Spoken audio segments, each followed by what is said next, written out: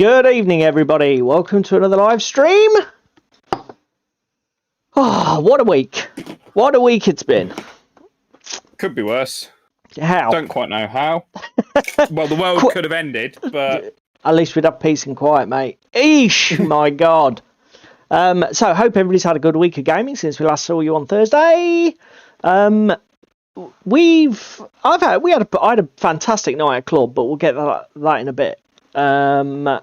In our usual routine, hello Cheese Me or Limburger. Hello Darren. Going by a real Demon Sub. Oh, yeah, okay, Demon Sub. Know who you are, mate. I have no idea. Sorry. Demon Subs from the OnTableTop community. I gathered he probably was. We will remember to hello Tim, awesome dude on YouTube for everybody who's watching. Is Tim here now? Yeah, he's just popped in. Cheese Me, remind me by pinging in the chat and I'll explain the Assassin's Creed thing. Because obviously it's been a while since David's had a roast. It's a long-running joke. It probably still got lots of legs. So, yes, welcome everybody. For everybody who's new and joining us, hello Jake, or V, I should say. For everybody who's joining us for the first time, over the next couple of hours, David and I are going to be going through our usual routine. So the first thing is we're going to share with you what we're going to be hobbying on while we chat nonsense and interact with you guys. Please feel free, if you are working on hobby, make sure that you pop it in the chat for us and let us know what you're going to be working on tonight, because it's always great to know that you guys are getting some productive time while you listen to our yabbering and nonsense. Don't, because we'll be being called out again for making people feel bad. Look at David : what about Assassin's Creed, all word? Is that hash? We'll have to give Tim, hashtag it, Instagram, massive. So after we've done... Look now, you bunch of cunts. It's only going to have legs for so long. So after we've done that, we will chat about what we did at our gaming club on Monday night. Then we might chat about some of the things that's popped up in the gaming news for us that's been of interest.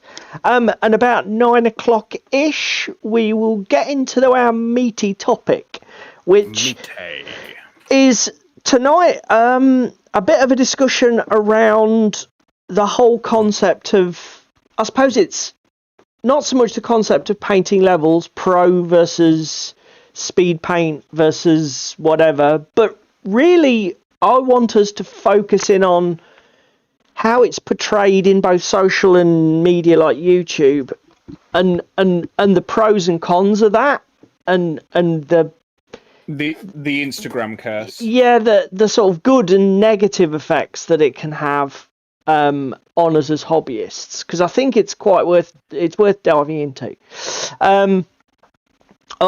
V's working on not tabletop hobby. Heresy. You're right, mate. Well, to be fair, at least you're doing something. I didn't realise there was another hobby outside of tabletop hobby. So yeah, Assassin's Creed. Yeah, so just to fill everybody in who may not have been an avid watcher of our historical content, a long while ago now, David backed the Assassin's Creed board game Kickstarter from Triton Noir, and I picked up some of the stuff when it went for retail sale through, because obviously this all kicked off in COVID, so they had a lot of Kickstarter cancellations, so they had quite a range of stock that went up for retail, so I picked up some bits from them as well. But to cut a very long story short, David and I mentioned back when we started this channel that one of the things that would be cool to do would be to paint our Assassin's Creed together for the stream, so that people could see how we took a different approach to board game painting and that sort of thing. David ignored that. I'm about 40 or 50 miniatures in. Hello, Dan. And David, how many have you got finished? I suppose the only answer is 0. Zero finished. Oh. I've got more primed than you, though. Technically, I've got paint on more minis than you, so fuck you, Paul. Ooh, handbags at dawn. So yeah, that's the Assassin's Creed gag, and obviously Jerry doesn't. Yeah, and then I recklessly also agreed to you, for those that haven't necessarily seen the blog post or seen our back catalogue, I recklessly agreed to paint a bolt action army in 2 weeks. So technically, I've got to finish that first. No sound? Is there no sound from me? You're flicking in my Discord. Your OBS is Not a clue, unless Cheese is just being a troll. He pleading the fifth. Oh, I think it was because there's a bit of a delay. You was sort of like. Okay. But yeah, I am painting a bolt action army in 2 and a bit weeks, or 2 weeks technically. Otherwise, I'm 20 quid lighter. So that will be before the Assassin's Creed. But the problem is, if I do it, that'll be a precedent set there, sir. Yes, and no, Tim, I will not dip. Dip makes me sick. In fact, did we cover that? We didn't, did we? Oh, no, but it links with tonight's topic. Go find it. I will add it. I will add it to my list of tabs that we shall bring up. Actually, that's a brilliant point. I'm off into the internet weeds, people. I tell you what, have you got your minicam set up, mate? Do you want to go? My minicam is ready. My minicam I tell you what, then. I'm not ready. While I'm off in the internet weeds, here we go. This is David's tabletop, so you can go first, buddy. You can tell everybody what you're working on at home, although I think they're going to recognise this if they were here last week. We're still... Well, there's no shame in it. We're getting them finished tonight. Oh, big claims. This is going to be the last one, is it? Tonight. Yeah, this is the last session on them. Cool. I've got the arm and backpack to do on this guy, the leathers, and then we're done, basically. So everything will be done. Once they're done, we're going to play Rescue Morrigan. I apologise if the audio goes a bit clippy, people, when I start opening new web pages. So, I had a bad experience. Sometimes happens. I had a bad experience with a Vallejo liquid mask. I kind of got it rescued tonight, so I'm going to go touch up all the red where I've rubbed it off because I was rubbing the liquid mask off. Oh, okay, mate. Jesus, what did you do? Have to manually pick it? Did you have to manually pick it all out of all of? I attacked it with a toothbrush. Holy crap! And I can't get it off the legs anymore, so we're going to repaint the legs. Oh, God. And then repaint the fucking flames. What an absolute nightmare. Do you want to know the worst one? The fucking totem. You remember this was that nice Sky Rat metallic black from Turbo Doc? Yep. That's the state of it now. Let me just... it's basically stripped. Oh, my God. Oh, yeah. Crap. And there's still... That is brutal. There is still... Liquid mask in there. See it. Liquid mask in the fucking recesses. There you go. There it comes. What did you have to do? Did you just, like, remove it with a toothpick or file? I threw this into alcohol. It was beyond rescue. Okay, Jesus. What an absolute freaking nightmare. Sometimes happens while the machine goes up in flames. Hi, Crispin. Don't lower the tone. Not so quickly, anyway, at least. Yeah. We expect it, but not right off the bat. Let's make it a gradual slide into the gutter rather than a head dive. You just threw yourself off the cliff. Yeah. Okay. Right. Well, I've got... Right, that's it. That's all set up, ready for people later. So that's done. Excellent. Good job, mate. Okay, so... Oh, actually, before we dive away from my camera, and then if we're really good... Mate, we might get on Tanine. Get off. So you're gonna, you're never gonna look. Just focus on finishing your bloody Carnevale. God, that's enough. Right. Anyway, off and leave me alone. Back to the main scene. I'm on it. I'm on it. I tell you what, Demon Sub, that liquid mask. I mean, because you'd used it quite successfully on tanks, hadn't you, mate? Yeah, I've used it on. Where is it? I used it on a Vindicator. Yeah. And did a lava shield for my salamanders. Worked amazingly. Doesn't work on anything with any kind of texture and or details and or 2 years after you more than 2 years after you previously used it, probably more like 5. Just interesting. So Crispin sort of like saying good stuff. Have you ever used it on anything highly textured like that, Crispin? Or do you have any hot tips? What did David do wrong? What? Because it really was a complete fucking calamity, wasn't it, mate? I've still got it in recesses, and I'm fucking gone. Right. So that's what David's doing now. Tim's encouraging me to drink. Jesus. I had. I'll talk about it more in detail in a bit, but I had a fantastic game of Warhammer Fantasy. Yeah, so Crispin saying he's never used it on anything textured. Basically, dead flat. That's where it's at. And like I say, you found it was excellent for that, didn't you, mate? Job done.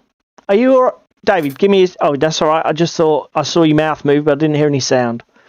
No, I just opened my gob. Okay, so I'll talk about it more in detail in a bit, but I had a fantastic game of Fantasy, Warhammer Fantasy 8th Edition on Monday night. And I dragged out my Orc and Goblin army that I haven't played with for, a year. I don't know how many years. Last time you played it was when you were showing me AOS, mate. Yeah, right. So that's what, 5 years-ish, probably? Yeah, something like that. But anyway, I wanted to run a list with more Night Goblins than I actually had. Painted, I'll say. Obviously, I like most of us who are in the hobby, the amount of unpainted shit that I own is a criminal fucking travesty. But, so, if I can show everybody, what we've got on the left here, this is one of the Night Goblin archers from the 4th or 5th edition starter set. I think it was Elves and Orcs and Goblins, or it might have been Empire and Orcs and Goblins. But one of the old starter sets anyway. So this model was painted... many years ago. Thanks, Dan. This was painted, I don't know, 20 years ago with Citadel paints. Really, I was obviously I was not a particularly skillful painter at this point. It's basically just flat colours with some nod towards highlighting on the skin. I didn't even experiment much with washes back then, so the shadows aren't particularly deep. But I have picked up a ton of these these Goblin Archers. These are from the Battle of the Past set, I believe, and I've got I think 2 sets of these. So I've got a ridiculous amount. I must have another 60 odd Goblin Archers. So I wanted to speed paint myself some up, another 20 to go into this army list that I was playing. So these are the work in progress shots. So this is what I'm going to be doing tonight. Basically, this guy here is pretty much fully painted, the one on the right. And these are Army Painter speed paints. Now, I don't think that they're actually a bad match, considering it's a completely different paint range. There's 20 years between them. I'm actually really quite chuffed with that. And with that's basically what I'm going to be doing tonight. I will be putting more details up. I'll do a hobby blog for OTT with some pickies and explain my sort of process and that. But I'm quite chuffed with the match, considering that I was matching to something that was done in a completely different style donkeys years ago. So again, wouldn't have even had a Zenithal and stuff on it. No, absolutely not. It's completely different, but I think they work. So yeah, that's what I'm on. I'm on the black, basically, because obviously I don't know if anybody's used speed paints much, or I imagine it's the same with contrast. I can't be 100% certain because I've never really used contrast, but with the speed paints, certainly you tend to want to put your darkest colours on last, because because the transparency, I always do sort of lightest colours or lightest tints down. Lightest to darkest. Yeah. It's a very, because whereas with classically painting with paints, you go from inside to outside with a model, so that you're able to correct and cover over errors easier. Because with speed paints, you have to go by the pigment intensity almost. It does actually mean you've got to have quite a methodical process. Otherwise, you just get shit tons of work where you got to keep patching and recovering and, fixing things. Because, you can see dark. I mean, even then, these aren't perfect, but they're a speed paint. But we'll discuss that later. So yeah, that's what we're up to. So yeah, let us know, guys. What are you playing with? To be fair, David's got a crap ton of contrast. I probably should get him to bring some round when he comes down for a Saturday night hobby session, and we can. I'll have a play with them on something. Maybe just do a mini in a Saturday night just to experiment with them. I'll be honest, I'm not really asked about experimenting with the contrast because the cost's preposterous. And now that Green Stuff World have entered the fray with their dipping inks, and Army Painter have already announced that they're going to go to wave 2 of their speed paints with an improved resin. And we've got Vallejo coming. With an improved resin base and 40 odd colours to add to the range. And as David has said, there's also the fact Vallejo are entering the fray as well. So I'm not that bothered about it, Games Workshop.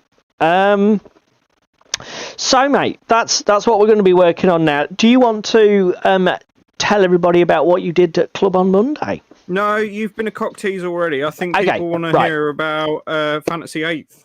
So yeah, basically V and I had a 1500 point game of 8th edition Fantasy. Father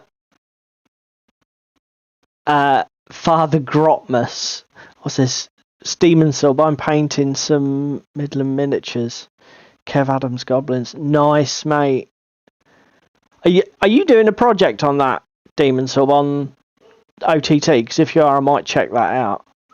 Anyway, so yeah, 1500 points. I brought Orcs and Goblins. It was a Gorbad Ironclaw list. So Gorbad Ironclaw was the big lord. He's one of the named Orc characters. He's a bit of a beat stick, bit of a he puts out a lot of damage and ignores armor saves and other stuff. He's got leadership 10 and he acts as a BSB for the army as well. So he's a big point sink, but he's a beefy boy. So I was running him in a blob of. He's full fat. And he's also got the rule that he allows you to take the big and upgrade on every single Orc unit in your army, so you can basically build a super elite Orc force, which is a very interesting way to build Orcs in Fantasy. So I had him in a blob of 10 Orc Boar Riders, big un Boar Riders. I had a big blob of 30 Orc big uns with additional hand weapons, which was sort of like my cornerstone unit. And then, because obviously that the character and those two bigger units was a considerable slice of my points, I then just basically chucked in some extra cheap little bits to give me the only other big points sink I had was a giant, so he was 200 odd points, and then I ran 2 or 20-man units of Goblin Archers, no command or anything else, which is a complete mistake because I should have taken the musicians so that I could have done a swift reform, because it dramatically impeded my ability to move around the tabletop, which in a game where it's largely movement and deployment based like Fantasy was a fucking disaster. But so 2 bare bones units of goblins, an Orc chariot, and a goblin bolt thrower and a goblin doom diver catapult. and that was it, 1,500. Jake or V bought.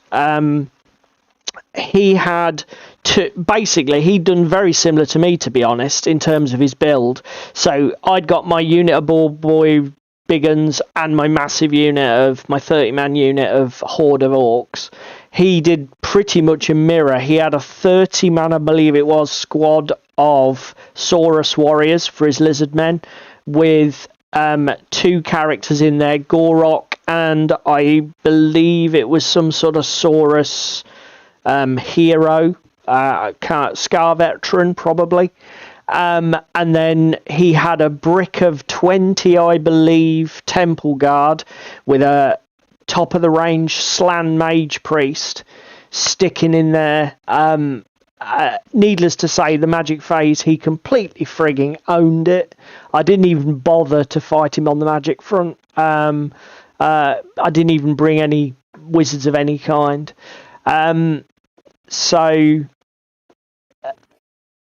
No, I haven't converted any goblins to hold a holy hand grenade. So no, I don't really get what. I don't remember there being any goblins in the Monty Python movie, so I don't really get that.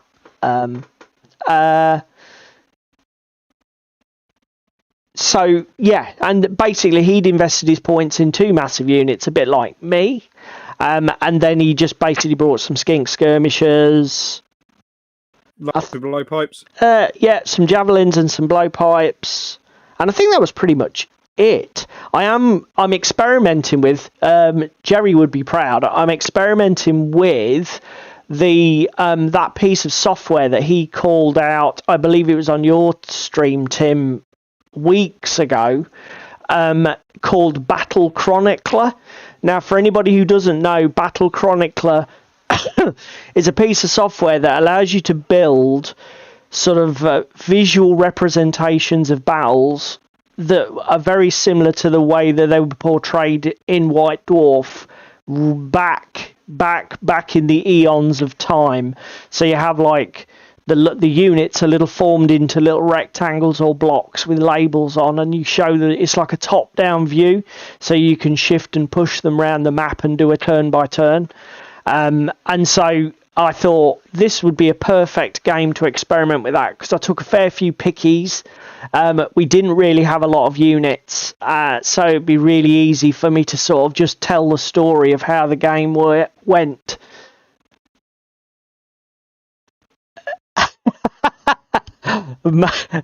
See Tim's comment, mate. Yeah, I'm here to troll. I'm not rising to the bait.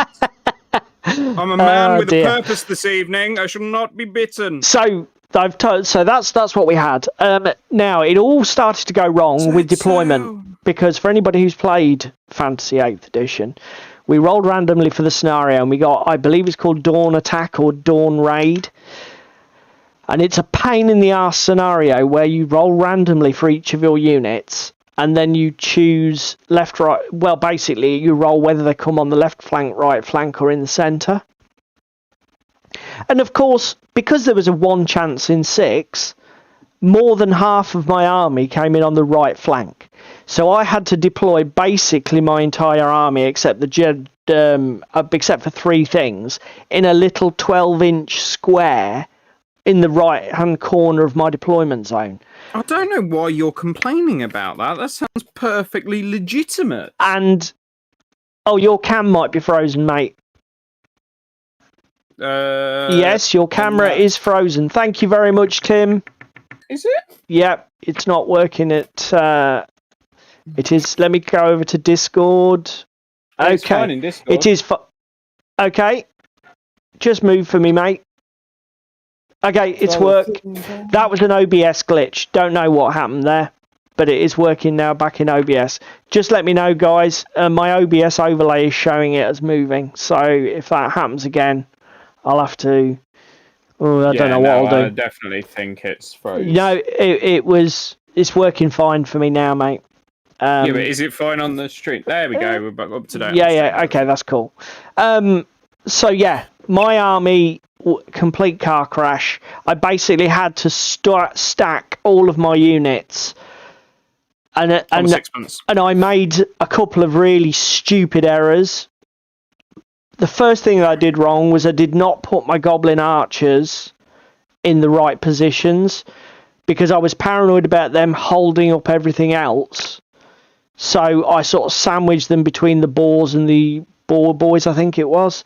And what that ended up meaning was that the goblin archers on that right flank didn't do anything because I basically had to keep marching them completely out of the battle to make room to bring my big units into play. So that was the first thing I did wrong. What I should have actually done was basically set them at the back, not worried about them, put them on guard duty so they could guard some of my war machines, and just left them to basically screen for these skinks. So V got a much friendlier role. His army ended up quite well balanced with some of his units on his right flank, some of his units in his centre, and he managed to get his block units so they were supporting each other really nicely. And to cut a long story short, obviously the game played out. I had issues getting my units into play. I did have some success with the Doom Diver Catapult. It was doing good work killing lizard men, particularly the Elite Temple Guard. I was just dropping goblins on it every turn and removing 2 or 3 models and whittling the unit down. But unfortunately, the skinks got into my back lines. The goblins didn't really earn their keep.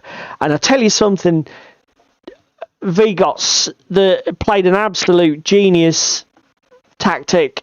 He got his skinks with the blowpipes, which they automatically wound on 6s to hit with their poison. And the giant doesn't have any armor save. And just by stacking shots into the giant, he effectively removed my 200-point giant, and the giant did nothing. And that was just like a crappy, I don't know how many point skink unit managed to just completely muller him. It was a complete disaster. And again, that was my bad. I had 2 goblin units, he had 2 skink units. I should have literally put the goblins on kill the skink duty, and I didn't. And I paid the price for it. In the end, I was the one who made the aggressive move, and I think it was turn 4 or 5 out of 6. So it's right to the end of the game. We had a massive Mexican standoff. He was blasting my units with magic. I was chucking artillery shots, and 100 points. It was they earned their points back twofold easy. So it was a massive Mexican standoff. He was blasting me with spells. He got a really good hit on my big orc unit and killed, Christ knows how many models. I think he killed 15, 20 of them with magic, which was an absolute pain. And I was getting some artillery shots in on him. In the end, I had to make the aggressive move, sent my boars and my general into his Slan and Temple Guard, smashed them, destroyed them. Everything went brilliantly. Unfortunately, I ended up overrunning, getting myself massively out of position. My orc unit, what was left of it, after it had been shredded by Slan magic, went into his big block of 30 Saurus warriors. And it was a bit like basically running full tilt into a concrete barrier on the motorway. They just completely crumbled. They didn't really do any damage to the lizard men, and I just got completely crushed. And then his massive unit just swung round and smashed into the back of my general because it was his turn next. And it all went a bit Pete Tong, frankly. It was a quite convincing win from V. He had most of that massive Blockosaurus warriors was left at the end with Gorok and his Scarvet in, and I think I had a chariot left. The goblins survived, but they were only 60-point units. They were junk, and I think I had my bolt thrower left. But no, it was a very convincing win. It was really good. Fantastic game, and I enjoyed it. I don't get to play it. Yeah, I don't get to play it anywhere near often enough, Demon Sub. I don't know. The only thing I will say about 8th edition is the magic is so OP in it. It's swingy as hell. A GW game that's swingy. Yeah, which is sort of a thing. But I'll give you that it's not the most. It's definitely not the most balanced or competitive version of fantasy. I think things were a little bit more, a little bit less hero hammer, a little bit less magic unrestrained in earlier editions. I mean, I played pretty much every edition from 3rd. 3rd was a little bit clunky with wrapping around and stuff like that. And I wasn't sad to see the end of some of that needless work in the combat phase. But yeah, I can see what you're saying. But regardless, it's a game I don't get to play anywhere near enough of. Yeah, possibly. Yeah, possibly. The thing with 8th was like you had those, but the thing with 8th was the bomb spells, wasn't it? The destroy entire unit spells. They were the things that were just like, like Purple Sun of Zaraeus and whichever one it was V was playing. Dwellers Below, the ones that just make you make random stat tests, because obviously if you were running the wrong army, making a strength test on a 40-man unit or an initiative test on a 40-man unit or be removed from play, dead, no armor saves, it's like, oh my god. What a nightmare. But yeah, fantastic game. So what about you, mate? What did you get up to? I got up to some beautiful Gaslands. You did. So I had a race with Ricky, DW, me and Luke. 40 cans just to bring it down a little bit to try and get it all in. We didn't finish the race, but my fucking god, did we have some fun. Didn't you? I thought Luke won. Yeah, Luke won because Luke was furthest ahead. Oh, I thought he crossed the line. No. Okay. Because we called it at that point. But yeah, we had absolute fucking hilarity. I had Live, Die, Repeat, so I basically played... What was it? Twice I respawned, and both times I got fucking detonated and wrecked. It's just like, oh, for God's sake. Yeah, I think you said you would sort of like drive into gate 3 over and over and over again in some sort of like Groundhog Day. Yeah, that was pretty much it. But it was fucking brilliant. It was absolutely awesome. DW and Ricky had a bit of a poorer game. They just couldn't seem to get the pace and get going. Luke was sort of middling, and then we ended up with, like I say, me playing Live, Die, Repeat. I forgot DW was in your game. Yeah, no, DW was in the game. What faction was he playing? Vernie. Ooh, I don't know them. First time I've come across Vernie. So what's their... They're not to worry about. Basically, a lot of drop weapons. That's what they give a fuck about. Oh, okay. Which is quite cool. I imagine it's good in a multiplayer thing, cluttering the map with nonsense. Well, it is if you get off the line first and aren't left behind. Oh, yeah, I can imagine how that somewhat reduces their effectiveness, if not a lot of point dropping weapons at the back of the pack. And then I played Idris and played Paul's shenanigans, and it kind of worked for me. So long templates for days, fucking 2 nitro boosters on that car, yeah.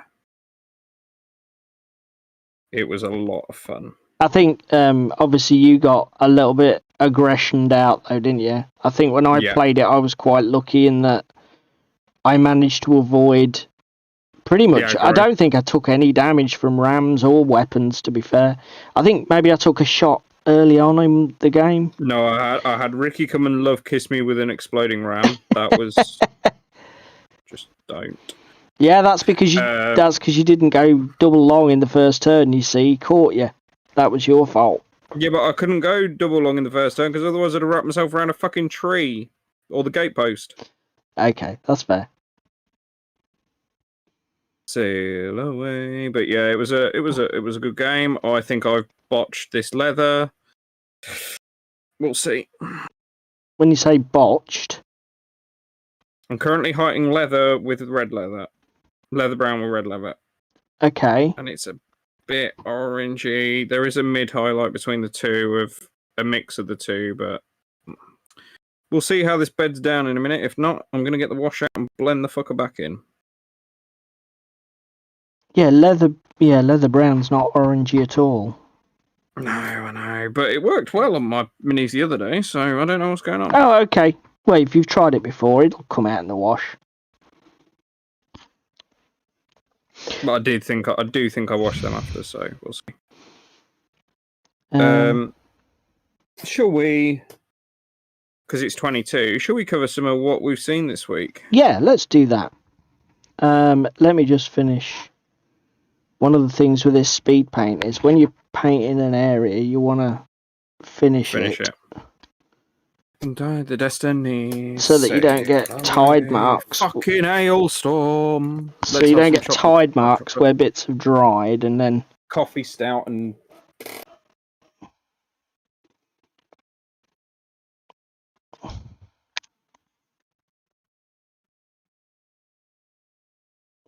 Fucking speaker, the devil DW's in chat. Good God, hello, sir. Who kicked you out of bed?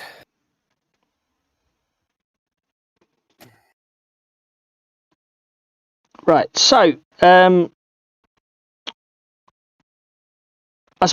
first thing. Now you sent me this. Let's do this first. So news this week. That's really towards the main topic, so we won't talk about that. That's the main topic. Basically, it's all your stuff, mate, to be honest. So the first thing that you sent me this in chat. So 40k Metawatch 2022 in review. What did you send me this for? Shall we have a look at it as a pair? Because I looked it very, very briefly while I was at work. Well, essentially, I had a look at it earlier, and it's a much of a fuck all. Basically, all they're doing is they're saying, "Oh, look at us, we're brilliant," because we've been keeping on top of the meta for 2022. Yeah, have they? Because, as we discussed, Leagues of Votann, when they were released, were a bit spicy. They toned them down. Their win rate's still more than what it should be. Yeah. Because they're targeting 50 plus 10 to 60%. And their win... Or 55, isn't it? It is 50, between 55 and 45. It's where they want to get every faction in that 10%, 45, 55. So they've updated their metadata from November, and Leagues of Votann, there's a shock, 56%. So they've just fallen outside of their tolerance, I guess. I tell you what amazed me is like Cinch, 70% win rate. How? Now what's weird was when I went back and looked, I think, at some of their older ones, and Cinch wasn't even listed. No, that's what I mean. So I'm guessing, is this due to the Demon Codex? Have people found some broken ass shenanigans in Cinch? Possibly. Chaos. Because if so, you're going to have to get your Zinch to the table. Well, the next highest is, of course, Chaos Demons, 57%. But then again, new Codex, broke ass shit. The only one that's watched this space, everybody, is Astra Militarum, 45%. That won't last long. I guarantee that. Call it. Yeah. Call it now. It'll be above curve next time one of these is released. When they review it in early next year, I'm guaranteeing Astra Militarum will be their top 3, probably. And then the rest of, again, Dark Angels are languishing, but they were languishing before. It's all the old Space Marine stuff. Dark Angels are shit. Space Wolves are shit. Admech fell off a fucking cliff. Well, I think the general consensus is they've been over-nerfed, haven't they? Yeah. From online. Then they covered a couple of interesting army lists. I'll say interesting in bunny ears, because I'm not really fucking interested in 40k. We don't play 40k. Then I think they've got, what's this? This is the overall win rate for the whole of 2022, is it? Data from 1st of January, all cumulative, 1st of January to the 28th of November. Bottom is Astra Militarum, not for long. And you see, again, it's not me, is it? Tzeentch is not on this list. Yeah, so how has Tzeentch got 70% win rate in the latest? If they don't even appear on the first one. It must be something to do with the new... I can't see chat because I'm in the web page, in the browser, but it must be something to do with the Chaos Demons Codex being busted. There must be some busted Tzeentch build out of this. I mean, Tzeentch and busted build. Should we talk about Guild of Summoners for AOS? I mean, yeah, if they've done something like that in 40k, then yeah, that's going to be a car crash. So, for anybody who doesn't know, you can build an Age of Sigmar Tzeentch list where you can... Normally with Tzeentch, you can summon their Greater Demons, Lord of Changes, and it costs you something like 35 summoning points, 36 summoning points.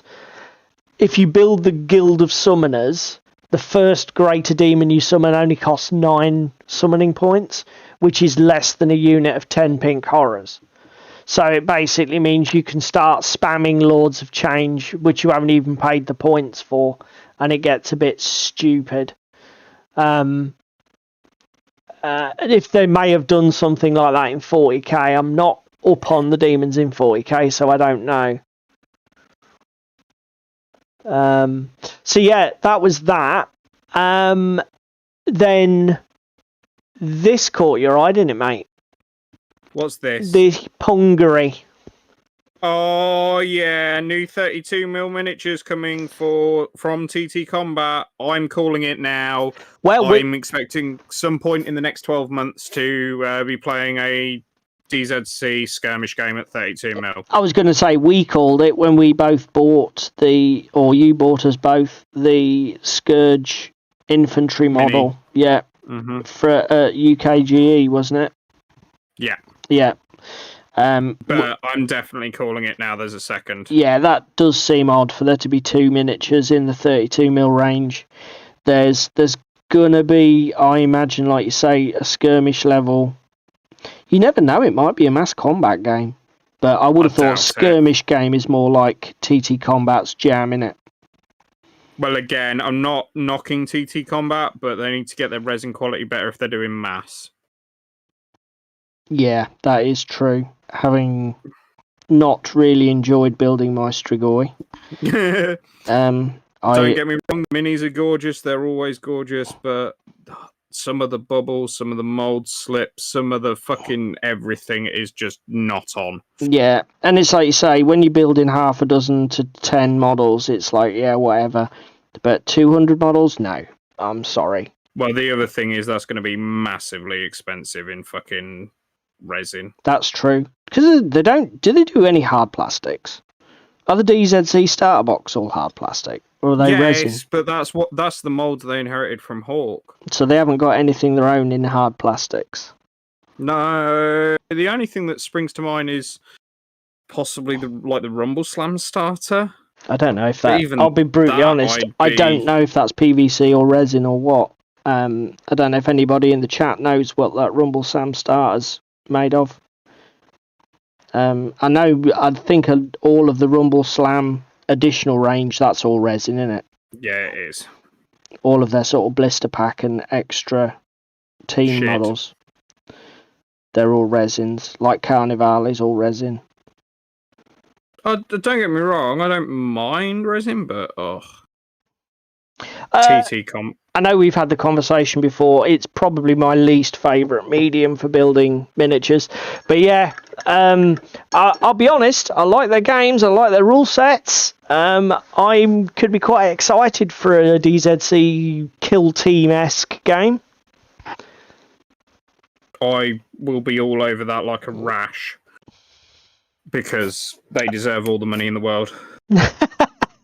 Which is we need to get Carnevale on the table, don't we?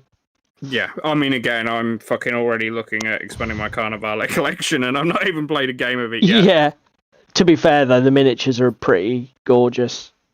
They may. Well, the thing is, they're like you say, they're fucking amazing. The price point for being a resin starter set and 20 to 35 quid is fucking gorgeous for 5 minis. That is true.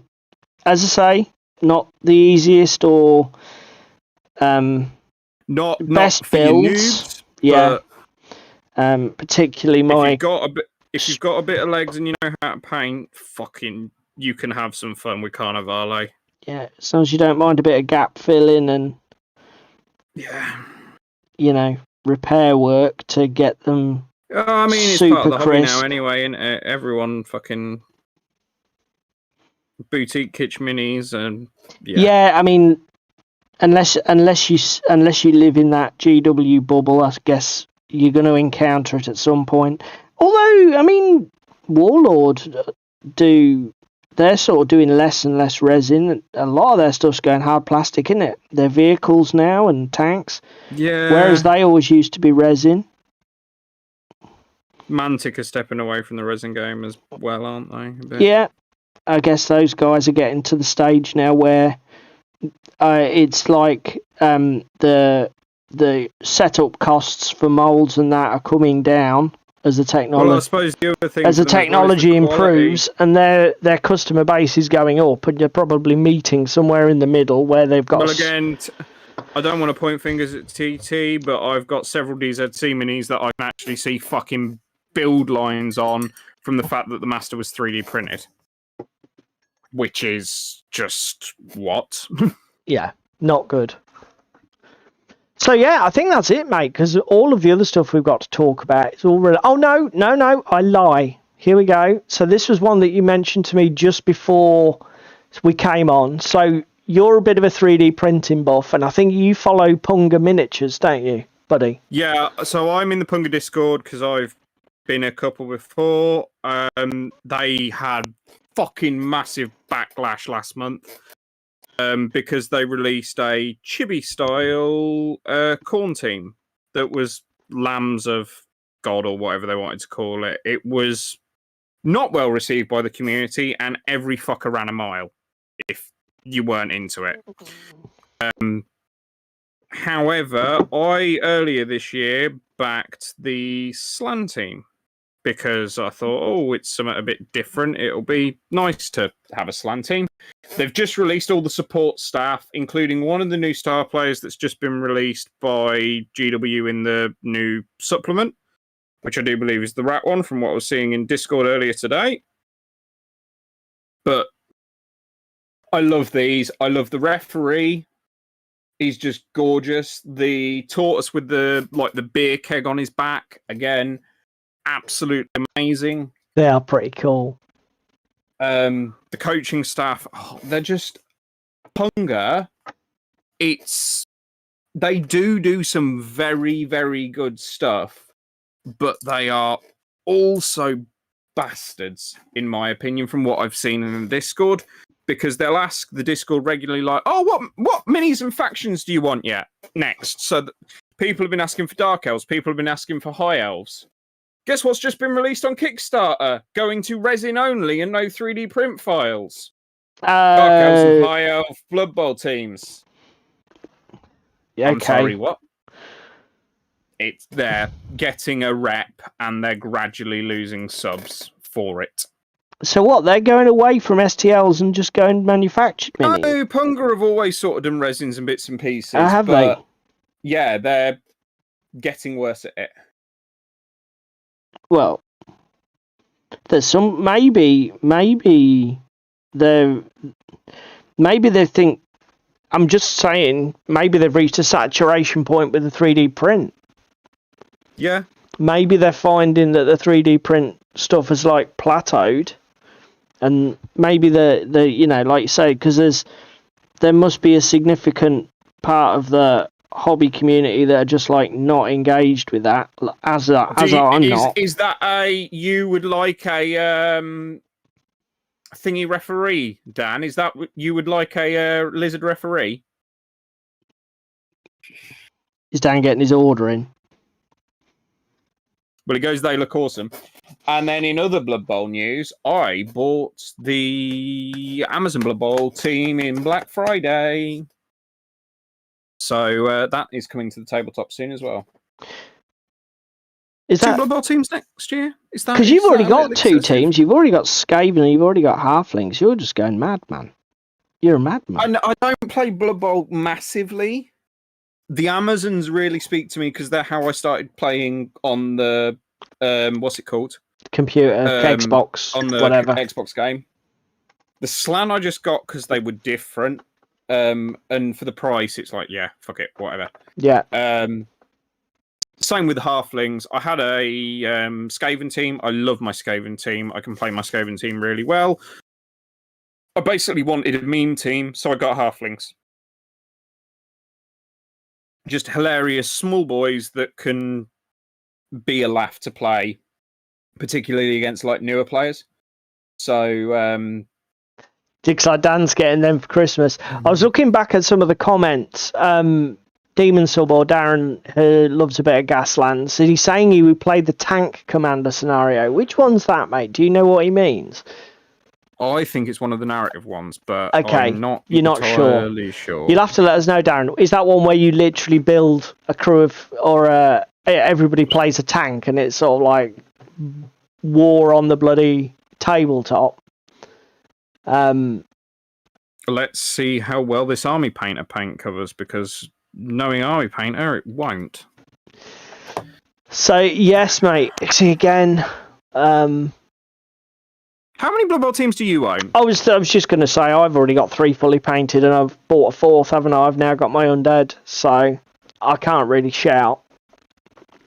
Because I've got what humans... What 3 have you got? You've got Skaven, Orcs... Human, Orcs, Skaven. When are you getting a joke team? I don't know as I necessarily am. What you mean, like a stunty team? Or yeah. Snotling team, skink team. I hadn't really got any plans to do it. Snotlings might be fun. Because I do, to be fair, because I do like the miniatures for that. That was one of the relatively new G-Dub ones, wasn't it, that they refreshed? Yeah. It did look very nice. And that pump wagon's pretty fucking exactly, as well. Yeah. It's got that iconic miniature in it. So that one does sort of... That could be a possible. But... until I've painted the team I got earlier this year, I'm not going to be getting another one. No, I was literally just asking because Blood Bowl is one of them things. If you rock up to it as a fucking laugh with a mate, then yeah, it's like it's an absolute brilliant laugh. Or David, so we got a few things in the comments, mate. Cheese Me, Limburger, I believe it is, on OTT, was saying Rumble Slam was resin in the Kickstarter, so that probably was resin in that starter box. And then Tim's put something in the Discord, but I obviously can't look at that at the moment because it'll throw your video off. And then he's saying, Demon Sub Darren is saying, yeah, you each take 2 Rutherford tanks with a 125 cannon, unlimited ammo. And then it's basically everyone. First to 2 kills is the winner. That sounds fucking amazing. YouTube video, Jesus. Here we go. Let's go have a look at it. Now what? Oh God, heyday. What's he done? No, dude. You can happily go the fuck away from my camera to show Tim this. Let's do it. Do it now. Okay, so where is it? Is it in my Discord? It's in your general Discord. My general Discord. Right. So let's see how this looks on screen for everyone. Oh God. Apology. This is really unprofessional here. So let's scroll right down. Yeah. Oh, I see. I see. Hang on. It's going on. Let's go back. Let's fix this first. Let's go to Cookie Skater. Ching. Right. I think I've fixed the screen there. Because You're a twat. I love you, but you're a twat. Right, hang on a minute. Let's paste this into a browser that everyone can see. I rose to the bait. Now, Tim's put a really cool soundtrack on this, but because I'm using a plugin that pulls out all of the separate audio, even if I enable it, it won't show. So...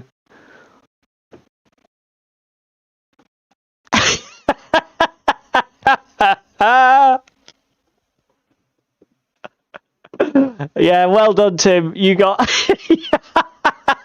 Who's put far too much time into this? That's brilliant. Wow, that's genius. Is this going to be a weekly thing now? What's his face? To be fair, I could actually be... Should I incorporate into the intro? Do you think, Tim? Would that be a thing?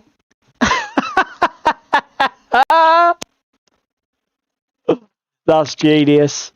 Absolute genius. Let's go back to the main screen. Well done. Well done, Tim. The lot of you. Too much time on his hands. Trolls. Do the snotlings get trolls in the team then, Dan? Is that what you're saying? To be fair, I don't have any troll models because I did refuse to run them in my orcs because they're just so fucking unreliable. Even though I can, it was like, no, I'm not doing that because I actually want to win games. Drop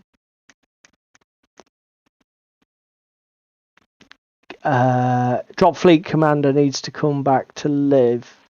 Drop Fleet Commander does live.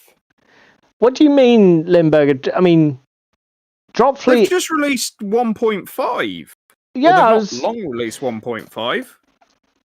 Or are you saying it's dead in your area? Yeah, I saw you said in the Discord, Dan, that Ogres was now a stunty team with not... I mean, I guess is it a sort of variant on the halfling thing where you've got tree men and halflings, you've got ogres and noblars.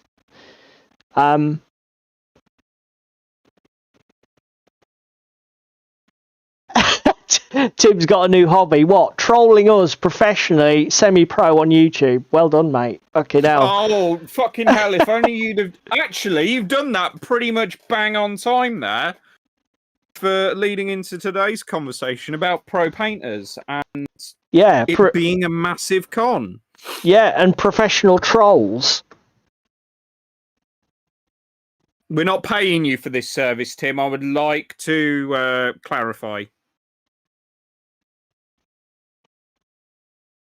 So yeah, it's coming up to 9 o'clock, mate, I guess. It's a main topic o'clock. We'd better start.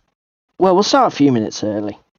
Let's do that. Let's sink our teeth into some matey topics. So, first of all, I'm going to give a shout out because although, bizarrely enough, I didn't watch their video until today, they did discuss a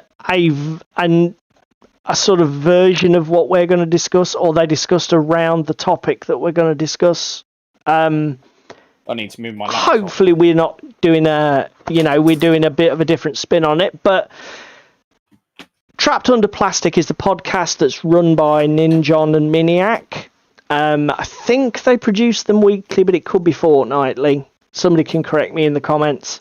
They're a couple of characters, is about the only way I can think of to put it. They're certainly a laugh to watch. They did they do the same sort of format to us where they do a bit of news and they do a bit of chat about nonsense and talk about their Discord community and loads of other stuff. But they do a big topic, and this one was great title. It was like it's something like is getting good actually bad, and the gist of it was they had a question, or they had a sort of input from one of the guys on their Discord, that he'd found himself in a position where he'd got pretty good at painting. Ninjon said, obviously, having seen the guy's work, he definitely isn't a slouch in the painting. But he'd found he was in a really negative space with it. So if he did stuff for tabletop play, almost like quick banging them out paint jobs, he was unhappy with that. And he was also unhappy with the different his display quality work, the stuff that he was really putting the effort into, and he was sort of like trapped in this limbo where he was happy with nothing that he was producing on either ends of the spectrum, and he was getting really frustrated and down about it. And David and I wanted to come at this topic, so we're all familiar as people in the hobby. I was going to say, what started this topic? I can't remember. I think it was just us chatting, mate, just sort of throwing video ideas around. But bantering as we do. Yeah, I mean, I'll be honest. Actually, no. I think part of that was we said about like our motivations for painting. Like me and you are polar fucking opposites. Yeah, that's very true. You paint to play. Yep. You only paint to play. Yeah. If you're not playing the game, you don't paint it. And exactly, and if it doesn't have a purpose in a game, I struggle to find the motivation to get anywhere with it. It'll be like, why would I? The only counterpoint being our monthly painting competition at club. True. Because you will occasionally go outside of your comfort zone and paint something different or do something different, even if you haven't got anything planned with it for a while. Say it's a game that's on your radar, like your Underworld's Warband. But you never do anything that's just as a competition piece that you have no plans for. No, well, do you know what? The only thing I can think of that I've done like that was I painted some of those epic vehicles, that epic squat land train, and I've got no plans to play epic because nobody plays any epic anymore. But no. Even, like you say, even when I enter a painting competition, it'll be a board game piece or something that, even if I don't have a use planned for it in the next 4 to 6 weeks, it'll be something I'm planning to play a game with. Not, at some point, not a display bust, not a diorama, not a whatever. So, yeah, I'm very much paint to play. You're paint to play, but I paint to a level. Yeah, but you still don't. Just to stick on the paint to play versus paint to display. You've not painted anything that's display only, have you?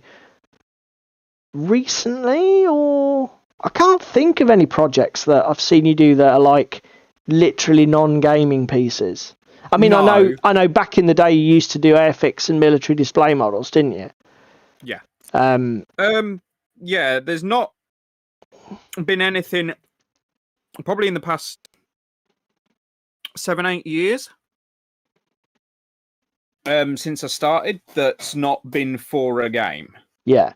But the counterpoint to that being, I don't care how long said item takes me to paint. Yeah. Even if it's a one figurine for a game, I'm painting it to a level that I am happy with. Yeah, for you, the last consideration in the process is time, isn't it? Yeah. Yeah. It is literally a...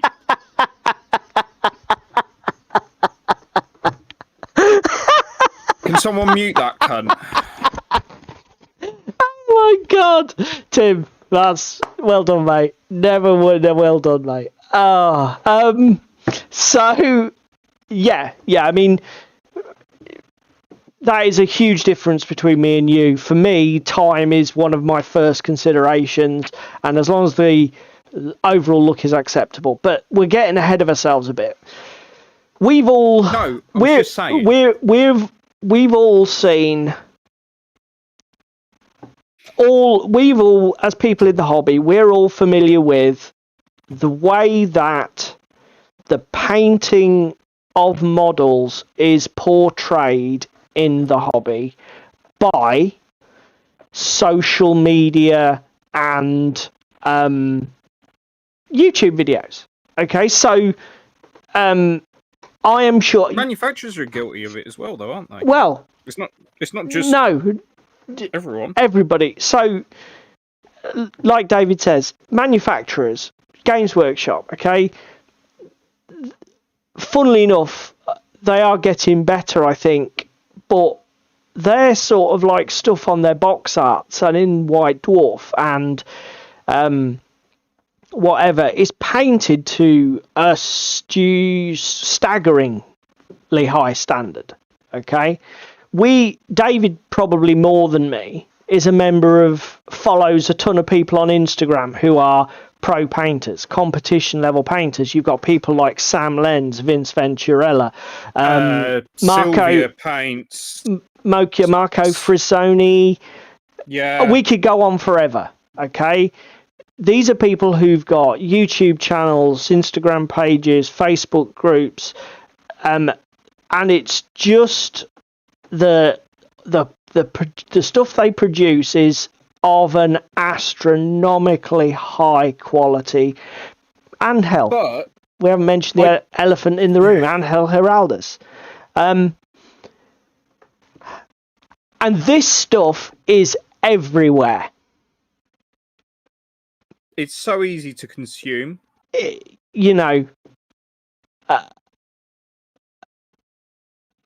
DFC had kind of snuck by Limburger, he's saying. But when the painting side of our hobby is focused on, it is always portrayed Ninjon Miniac. Ninjon's quite an experimental videographer. He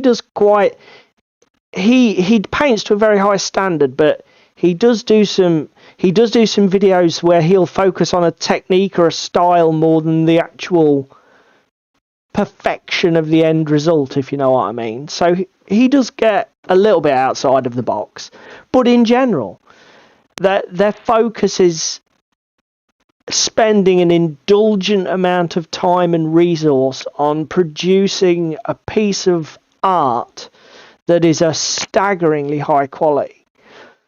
And the only person who I regularly watch on YouTube, like even Luke at Luke's APS, for all his speed and his base ready and everything else, he does paint to an extraordinary fucking level and spend hours on stuff. Do you know what Luke is one of the ones that I should have pulled the video up for but didn't.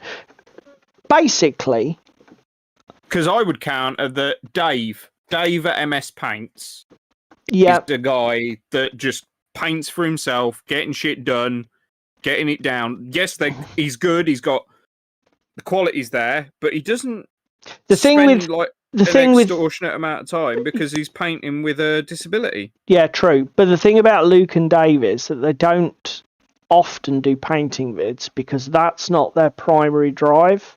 No. And I think, now, don't get me wrong, the flip side of this coin, which is what I would call real painting by human beings, is out there. So obviously, if you're a member of a fan group for a particular game, or I'm in the Plastic Crack podcast group on Facebook, and I'm in Blackjack Legacies group on Facebook, and those groups are populated by normal people like us, okay? And some of the work that you get posted is the indulgent, top quality, blow your mind, oh my god, how long did you spend on that stuff? But a significant portion of it isn't that. It's just stuff that people have put their love and attention into, and you look at it and you think, you know what, that looks banging, and I could probably achieve that. And the problem is, I think, is that the balance is far too skewed in favour of this first group that we talked about. Well, again, this pro-painter mentality. So I'm just going to go on to my Instagram a second. It's the paint is the channel is MS Paints on YouTube, Limburger. I'm not sure what Dave's surname is. I do know it, but I've forgotten it. It will probably come to me. Dave. But he makes really fun videos, and he makes quite an eclectic video. He makes videos on everything. His what is it? What's it called? Your first 40k diorama or No, 30k board. What's the lizard men for iOS? Oh, Seraphon. Make Seraphon Great Again is a fucking awesome series that he's done. Yeah, I get it. I mean, and Dan makes a valid point in the comments. There is... okay, noted, Tim. I hope it's not the battery going flat in my headset, because I forgot to charge it, but I'll keep an eye on my microphone. Cheers, thing. V. We got there in the end before you. Yeah. Thanks though. Thanks for the heads up, Tim. Anyway, what were we saying? Yeah, Dan's comment. I get it, mate. That, and you make a brilliant point. There is actually probably a whole market for this content of the top quality, pro level painting, competition winning. That that is a whole whole subset of people that probably don't play the games. Okay. Well, again, Mr. Shy plays some games. He's fucking exceptional with his painting. He loves his small games like we do here on the Yellow Belly Tabletop channel. But he only does painting videos, and they're all fucking exceptional, and they're all fucking amazing. And the only reason I know he plays games is because I interact with him in a couple of Discords that I'm in. And he's a commission painter as well. If it isn't currently in his portfolio of work, I know he was actually a jobbing commission painter at one point, wasn't he? Yeah. But as I say, the problem I have, and I feel that this is true. Feel free to correct us in the comments or in the chat.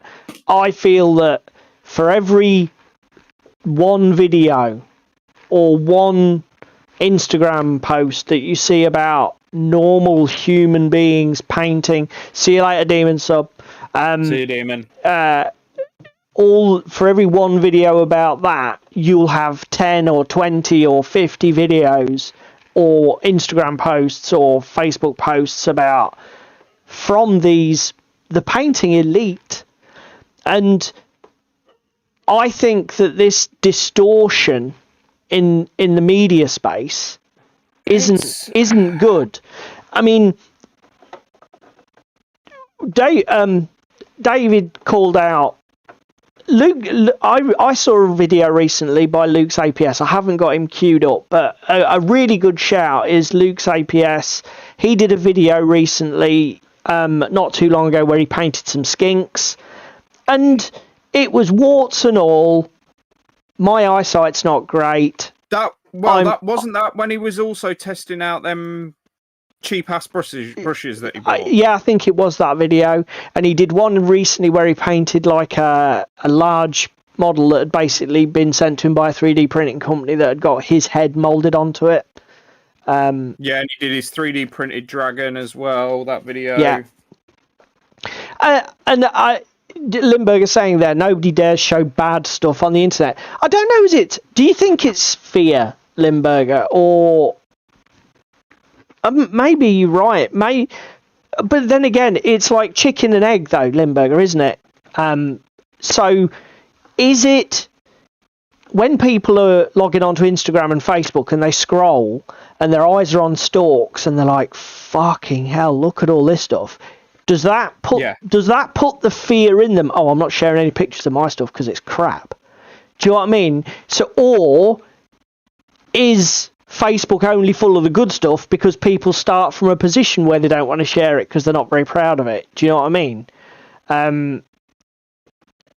Yeah, it was a very odd miniature, but again, it just had a quick and dirty paint job on it that looked fine. But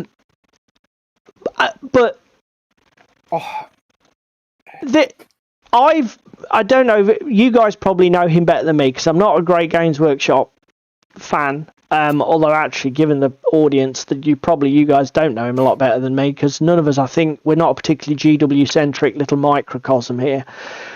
Peachy really has recently left GW and gone to the painting phase.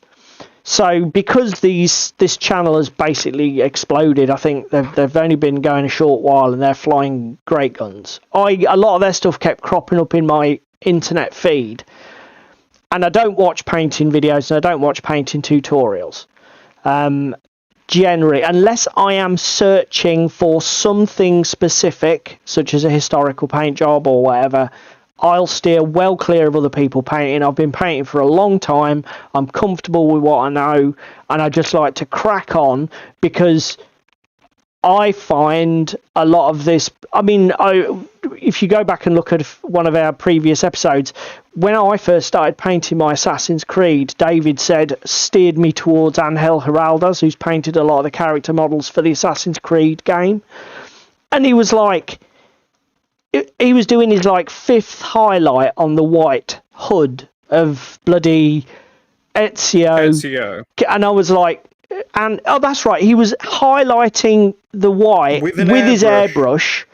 And I'm like, Angel, I'm out, mate. I'm fucking done.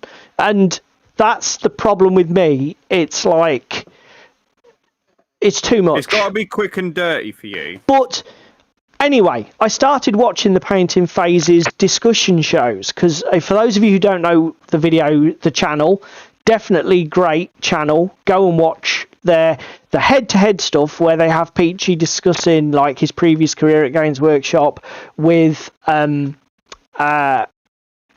other guys on the show, or talking to the other guys on the show. Is brilliantly watchable stuff.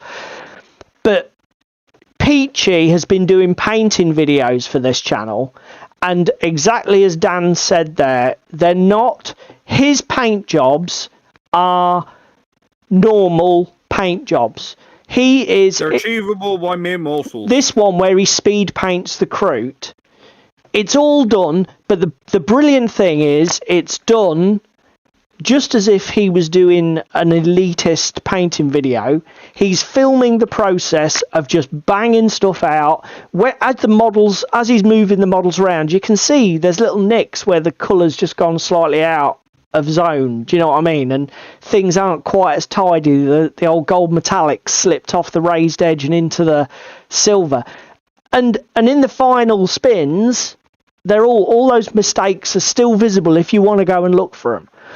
And do you know, when I saw their painting videos, number one, they get a shit ton of comments. Particularly, they do shorts where they do like paint a model in 30 minutes, and they'll put a short video up. People basically just spam it with, "Oh, this is shit. That's really messy." Blah blah blah blah blah. And I just thought, this is the problem. You know what this guy is showing. The problem is, and until people like him start putting stuff like this online, until the media space displays this, it won't normalise it. And people who do paint like this will feel, and again, this is just my opinion, feel free to trash me and crush me in the comments. I think until we get more of this stuff online in whatever arena, people are going to be browbeaten and pushed and pressured because no, you shouldn't be painting like that. You should be painting super crisp 12 levels of highlighting, fucking blah blah blah. what was another one? And again, fantastic video. Duncan Rhodes Painting Academy. Duncan Rhodes recently did a video where he did a speed paint on 3 different orc miniatures, and he used 3 different techniques. He used the... Yeah, your audio went for me then, dude, so your headphones are probably on the way out. Okay, I'm just going to reach across and plug myself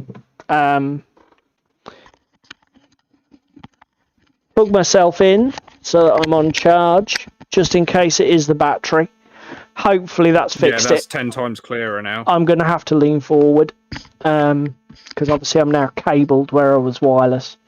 So Duncan Rhodes, he did this speed painting video, and he used Army Painter Dip.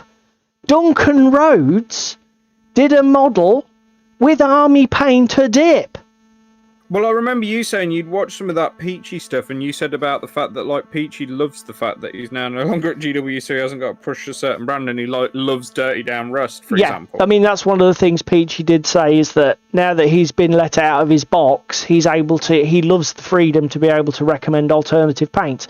And it's like, now when he does a painting tutorial or whatever, or a painting video, he can say, if you haven't got this shade of green, then any similar shade of green is fine. Do you know what I mean? Whereas before it was like, you must stick to the script. We want to sell a product. Which is fair enough, I guess. But he's loving it. But, yeah, you know, I was like, I watched this video. I know David's probably vomited into his mouth because he, like, can't stand Army Painter Dip. No, not the dip! But he did base coats and Army Painter Dip. He did contrast paint, and then he did slap chop. And Duncan's favourite of the 3 was the Army Painter, base coats and dip. And do you know what? I was like, fucking good on you, mate. You know, it's like, we need more of this. Again, what does everybody else think? I just think we need... we just need to... No, I'm not fucking dipping it, Tim. Dip it! Assassin's Dip! Assassin's Dip. If I hadn't had to plug my headphones in, I would bend down and get my tin of dip and wave it at the camera suggestively. There is only one place for dip, and that is on terrain or in the... Well, there's 2 places for dip. One is on terrain, the other is in the bin, in my opinion. As I say, but again, this is the difference between me and you. This is why I'm a troll and you're a little goblin that gets shit done. Yeah. I mean, I totally. Is Trevor in chat tonight? I'm not sure if Trevor's about. Oh, that's a good point. So, I mean, we don't want to speak for Trevor, but Trevor is somebody who's been going to our local gaming club for years, 5 years, 6 years at least. Fucking donkey's years. And Trevor's put the dip can in lingerie. No, even if the dip can was in lingerie, I'm not going for it, Tim. To be fair, you'd be more likely to drop it in the bottom of a stocking and smash me over the head with it, Tim. That'd be about as close as you get to lingerie around a dip tin. So Trevor's he plays Blood Bowl is his passion game, innit? Blood Bowl is the game that he loves in terms of miniatures games. I mean, he's getting into Malifaux 3rd edition now, but Trevor's very much a Blood Bowl man. And he played with a Chaos team? Or was it Chaos or Norse? I can't remember. But he played with a team that he got gifted by a guy who'd already painted it ages ago. And that was basically what he played with. And then he bought him... The thing with Trevor, it took him ages to make that step from somebody who plays Blood Bowl to somebody who would buy a team, assemble the models, and paint them. And I think Trevor was very much I don't know what that would be, Tim.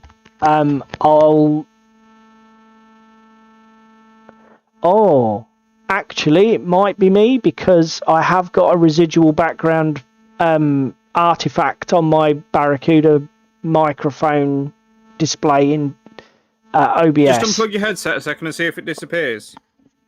I'm going to mute.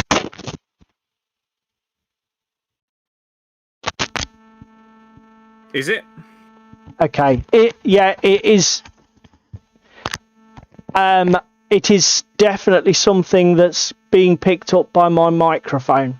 But I'm not sure what it is, because when I mute my mic, it goes away. I do apologise, everybody. I don't know what it would be. Limburger makes a good point here. Posting project of pics even over on OTT was intimidating for him because he felt like he wasn't good enough. Yeah. And I think this is what tonight's topic is about as well, is even if you're disheartened, dispirited by seeing all of this fucking stellar content, amazing painting, everything else, there's actually... I'm just going to mute myself again. Something in the fact of painting for yourself and being happy with what you do. I mean, again, we've already kind of touched on it when I've said about obviously how I paint versus how Paul paints. I paint for table presence. I paint for people to coo over my minis. It's a little bit cocky of me to say that, but it's how I paint as a painter. It's how I've always painted. I don't do things by halves. I get the shit ripped out of me because of it. Thank you, Tim. Thank you, Paul. Thank you, every other bastard at the club. But for me, I will only put out what stuff I'm happy and stuff I'm like consistent with. If looking back at some of my first minis that I ever painted, yeah, they're horrible. But I think everybody here has that opinion of when you go back and look at your first miniatures you ever painted, it's like, what on earth was I even doing? Like, how did I paint that? Why did I do that?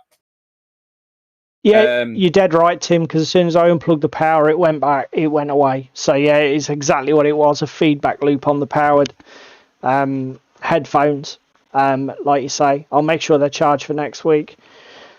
Sorry, mate, I missed a bit of that, but I think I got the general gist. I mean, coming back to what Limburger's comment, this is... I suspect Trevor was terrified to put his stuff out there. And I think he was just worried that he wasn't good enough. Well, again, he built them, didn't he? And yeah. This is no discredit to Trevor when we say this, but he kept asking for help and advice from me and Paul and other lads and how to paint and everything else. And then he put his base coats down. Then and he's like, "Oh, they're a bit messy." And it's like, "Yeah, Trevor, you're only just starting. I've got his because with your muscle memory and stuff, it'll get cleaner. It'll get better." At our encouragement, Trevor put his stuff up on OTT as a project, and I was trying to get it to go in reverse order, but OTT, as usual, is being a dog bollock. But it was fantastic because for all his nervousness and anxiety, now consider these are the first miniatures this guy's ever painted. I think they're pretty bloody baller, frankly. I wish my first minis looked this good. Well, again, you look back at my first Sallies, they're nowhere near this. I mean, some of my early Squats and Imperial Guard are fucking shocking. You know what we should do, Ginge? We should have, at another point, a throwback stream to when we first started. Yeah, that's a good idea. Dig out some of our oldest miniatures and maybe photograph them and talk about it. Because, and as I say, I was really pumped for Trevor when he finally... I've somehow managed to unclick that. Trevor's enthusiasm once he'd started putting stuff on OTT, was fucking infectious. And I was over the moon to see him so hyped, so energetic about painting. Yeah. The fact that he put some wash on it and was throwing it up in Discord, like, I know the wash is still wet, but these look fucking amazing now, was absolutely gorgeous. Yep. I mean, it's what you say, Dan. It was good, neat work, just clean base coats, and then he got the wash step on, Agrax or whatever he used. It looked bloody, really good. Really good. It's just, and this is I think what is driving our conversation, isn't it, mate? Yeah. There's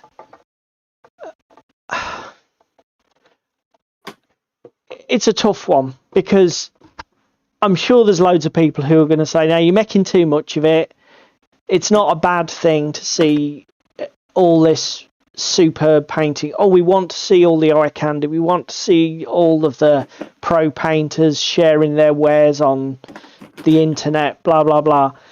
But I think there's definitely not harm that can be done, but it can definitely have a negative impact on hobbyists' confidence. Hugh, my friend, who just paints for the pleasure of painting, who's jumped in stream before, asked me some help and advice on how to start painting, and I'm like, genuinely, dude, pick up a brush, get on with it, because no matter how much advice, how much doom scrolling, how much YouTube you watch, nothing is a replacement for the brush in your hand and developing the muscle memory and control. Is it? I mean, Ninjon and Miniac discussed that in their show that I put up, the Trapped Under Plastic. They said that, if you're facing that sort of paralysis and demotivation because you don't appear to be able to produce what you're seeing from these people, just remember that you've just literally got to paint for 10,000 hours before it'll look like that. Knowing how to get there isn't the same as actually being able to do it. It's an artistic skill set that you have to practice and you have to repeat. Again, even just picking colours for highlights and developing your painting work is a skill all in itself. Now, we've discussed it before. Like, me and Paul are quite good at one another and bouncing off one another for, right, if you're using this colour, grab this as your highlight, it will look amazing. And a few lads at club have picked up on that and asked for some help and advice on bits and pieces.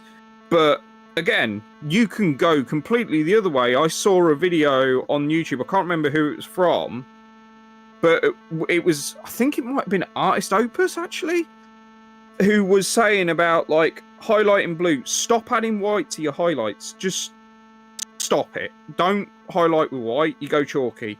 And he said about adding ice yellow from Vallejo to a blue as a highlight colour. Now, that is somewhere that I had never even thought of going. I don't know about you, Ginge. I be honest, I've never add white or black to create shade or highlight is a lesson I learned years ago, about 100 miniatures in, and you just think everything looks terrible, particularly when you first start painting. You only own like 15-20 paints. We were using the shitty little Humbrol acrylics in the white pots, because we didn't even have old GW paints back then, and we used to mix all the time. I mean, I love them and I'd never overpaint them, but some of the models that my mate Chris painted for me, some of my old Squat and Imperial Guard, the way he's done the highlighting on them, the highlights are almost like they're like weird ice cream colours because they're so bloody pastel and washed out. So it was a lesson I learned early on, and no, so I never use white or black. If I need to darken or lighten something, I will add a colour. So even if it's like a beige colour, so it's got some yellow or warmth in it, you can use flesh colours to make base colours paler and just shift them. But no, you never use white. Never use white. Last night with highlighting my leather, I was going to add some flesh tones, which I have done. Yeah. But again, that kind of content isn't really discussed. Everyone sort of assumes everybody realises that, or everyone's gone out and bought the triads from GW. I'll be honest, I can't get too much into the weeds on this, simply because I don't watch a lot of painting content. The thing is, what I've realised, having been in this hobby since the 80s, is that, and to be fair, Ninjon and Miniac very much covered this in their Trapped Under Plastic that I showed earlier, which is really worth a watch if anybody wants to go and have a look. Link will be in the show notes. They said that the problem with even they were being self-critical in a way. They were saying the problem with the videos that they do is that it shows the production of a miniature as like a clearly defined process with step 1, step 2, step 3, step 4. But actually, in practice, that's not how that model got painted. That model got painted you bounce back and forth. Exactly. And do other stuff. They might have tried a highlight colour and it was too blue, and then they added a bit of green and that looked more natural, and it went backwards and forwards, but they don't show you all of those steps for their display quality stuff. Similarly, you might watch a video that's more basic and it's like how to speed paint Imperial Fists or whatever. Let's just pick them because they're a classic one that everybody gets terrified of because how do you paint yellow? Well, I can guarantee you can probably find 15 or 20 videos and blog articles online about how to paint Imperial Fists, and they're probably all different by at least 2 or 3 steps. Because the problem with painting content is that, like David said, you don't often get videos that will say, I tell you who's really good at that sort of content is Vince Venturella. So what Vince Venturella does really well, and he talks around a subject, and he would do exactly what David said, where he would say, let's talk about how we would highlight magenta or how we would work with magenta. And he would say, so if we want to add a highlight to this colour, there are a number of ways we could highlight this. And then he will discuss, we can go into this part of the colour spectrum and get a particular look, or go into this part of the colour spectrum and get a particular look. And if we want to shade it, then this colour palette will work. Anything of, and he will discuss broad strokes. Most stuff that you see is highly focused. It's like... Yeah, like you've already touched on, the Imperial Fist. Yeah. Let's paint yellow. Right, you get this yellow, this yellow, this yellow, this wash, done. Yeah, do you put this base coat, this base yellow down, then you shade it, then you put this mid-tone on, then you shade again, then you put these highlights on, blah, blah, blah. And this is fine because people like us, who've been doing this for like 30 years, know that, yeah, that's a way, but it's not the way. I can watch your video and pick up a few tips, then I'll go and work it out myself. Your Carnevale on the OTT thread is a prime example, because you take about the same base coat and highlight it with 2 different colours after you've given it its wash step, and it looks completely different. Yeah, it looks like you've used... You can halve the work, create colour differentiation on the model, and it's like, fine. That was one paint. I could use the same paint to base coat it all and then just use different highlights, and padabading, we got different shades of leather and cloth and whatever. Again, Miniac and Ninjon really covered it well.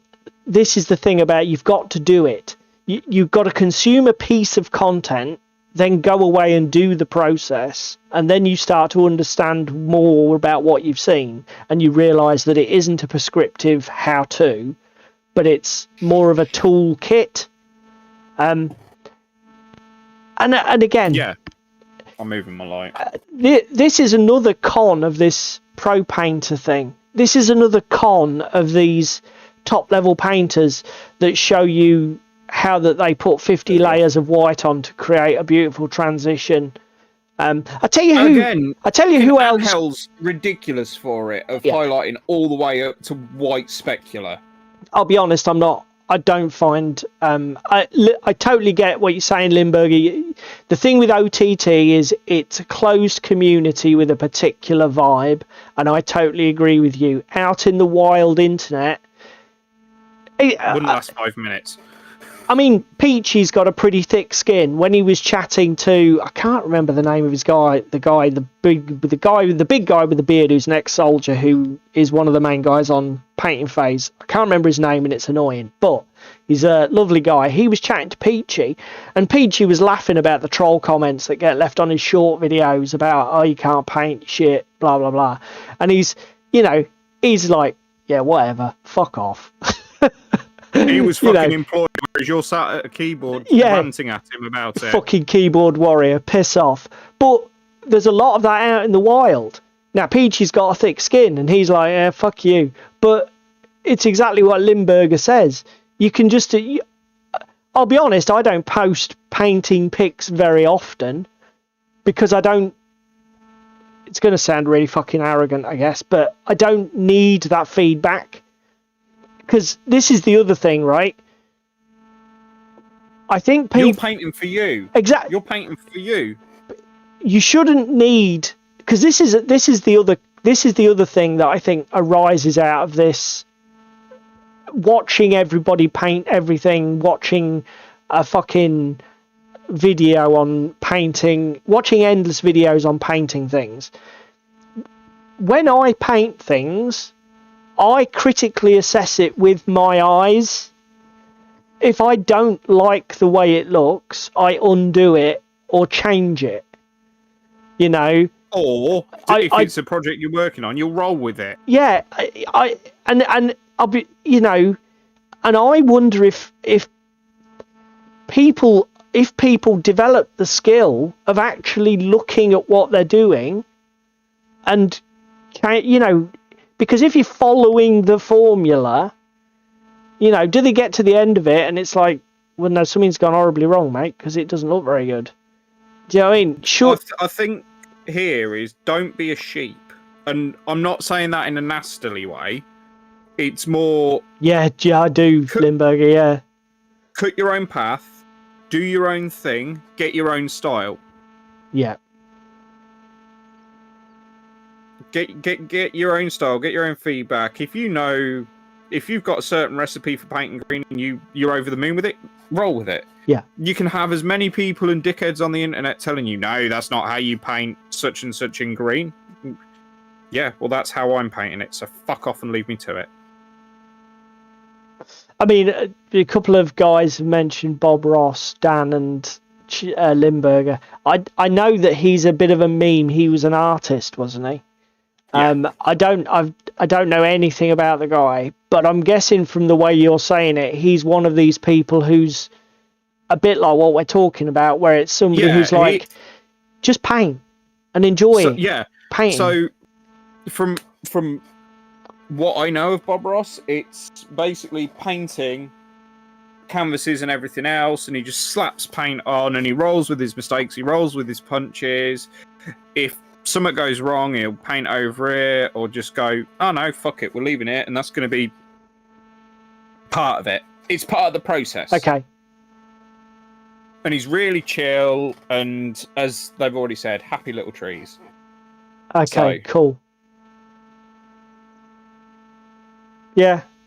I mean, again, all credit to Miniac and Ninjon. They get even deeper into this, and again, the fact that you've got to enjoy it, you know.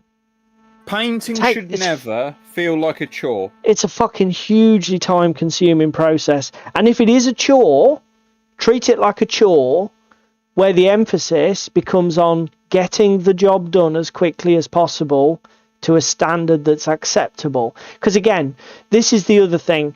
And the problem, I totally accept that for veterans of our hobby, none of what I've talked about, this pretty much echoes what we said the other week. I like Eons of Battles as videos as well. He's got a very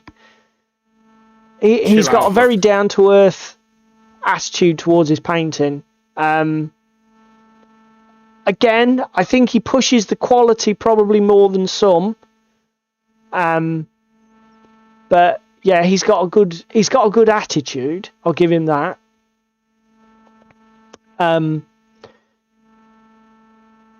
Is this Bob Ross wasn't an artist officially? Yeah, okay, right. Yeah, so he was an army sergeant. Okay. Anyway, what was I talking about?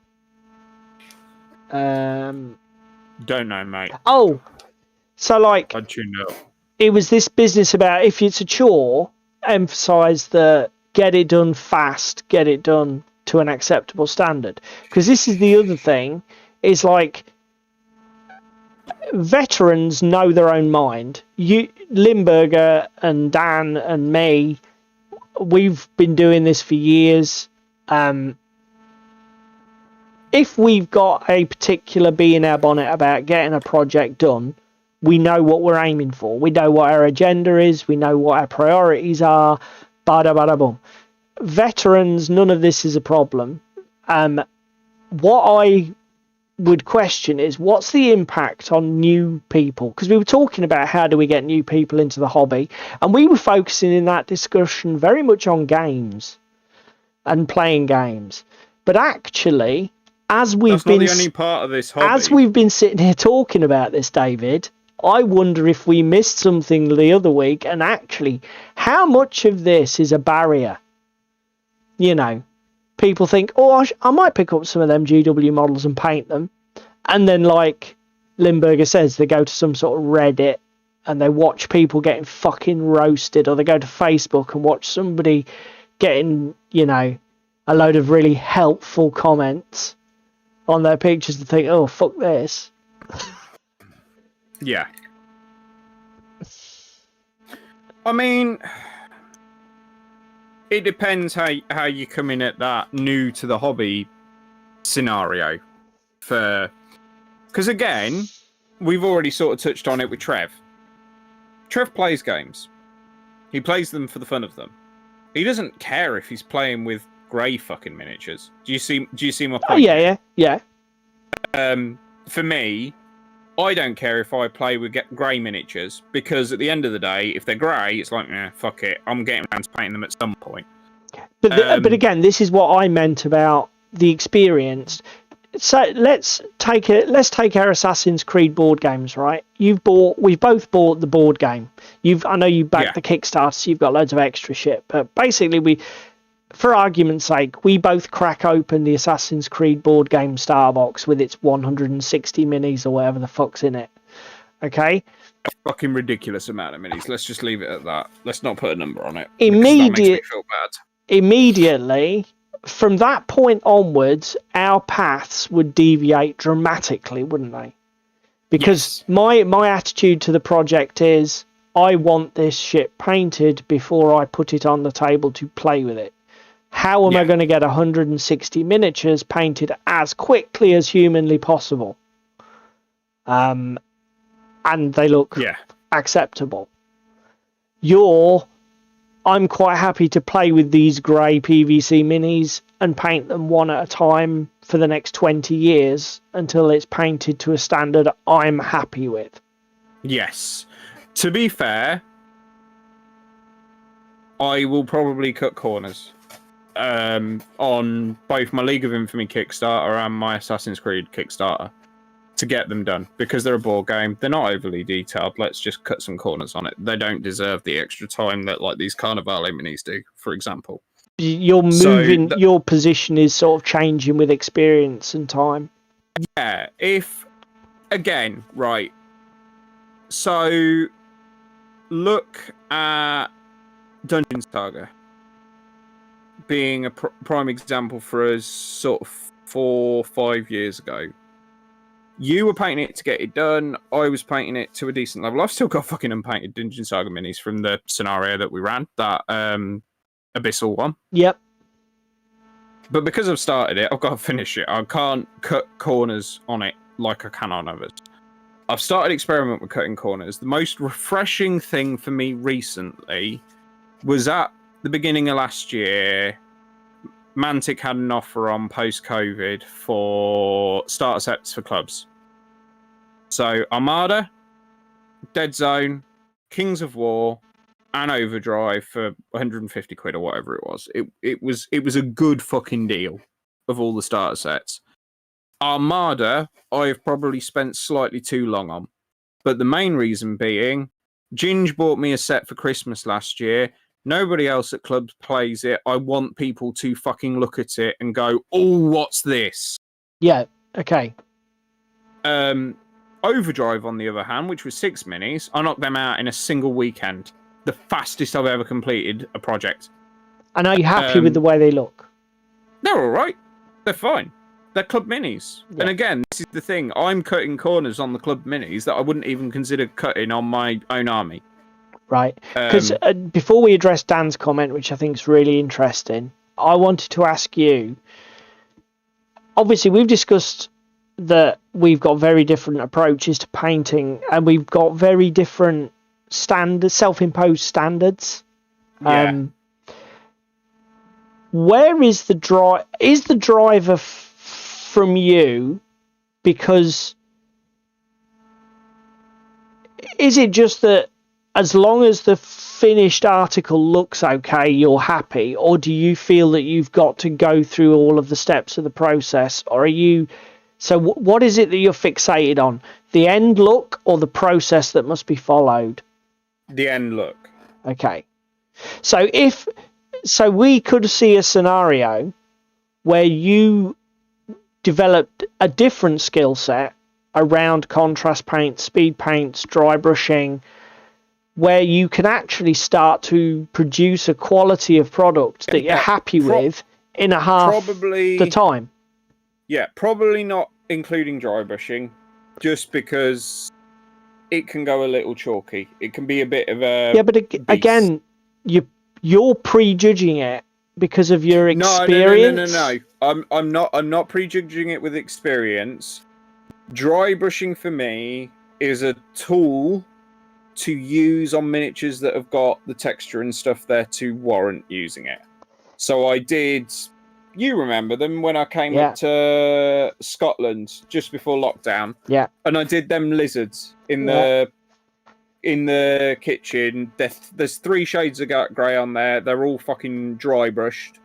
The only thing that I probably did as an extra step that other people wouldn't have done was once I'd done the dry brush, I over-egged the dry brush and then washed it back with a Thonian to blend it all together. Okay. But again, a wash step is relatively quick and easy. Oh, I'm just going to say, have you seen, I think it's Artis Opus who dry brushes Star Wars ATST, which is all flat panels? Yes, but he's got dampening pads and things, and but it's still dry brushing, mate. Still dry brushing. This is what Well, again, the other thing, I think it answers my question anyway. I've lifted from Artis Opus anyway. Look at the Iron Jaws that I did. Yeah. I took his recipe for the red metallic armor that he did, which was gold with a contrast over the top. Went, nah, I'm going to throw that out the window because I've tried it and I don't like it, but I'm going to do a blue instead. So let's go over a silver base coat and mess around and dick around. And I know Artist Opus does a lot of dry brushing and getting stuff done, but for me,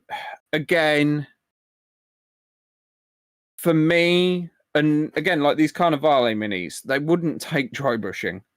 It's quite an aggressive technique to apply to minis, particularly like resin or metal superglued minis.